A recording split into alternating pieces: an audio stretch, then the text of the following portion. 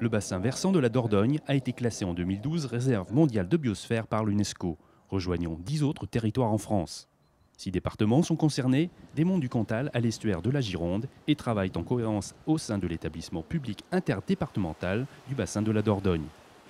C'est depuis Mauriac, dans le Cantal, qu'Épidor relaie, encadre et anime les actions de programme. La reconnaissance par l'UNESCO à travers le label Hommes et Biosphère,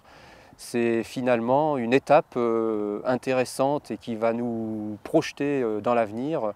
sur des procédés qui doivent nous permettre de mettre en avant encore plus des actions de développement durable, puisque ce que reconnaît ce label, c'est des activités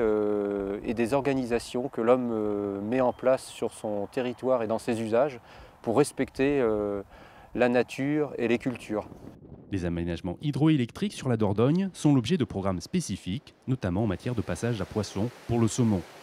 La protection et la biodiversité de la Dordogne, 300 espèces de faune aquatique, plus de 30 espèces de poissons nécessitent aussi la mise en place d'ambitieux programmes pour l'agriculture.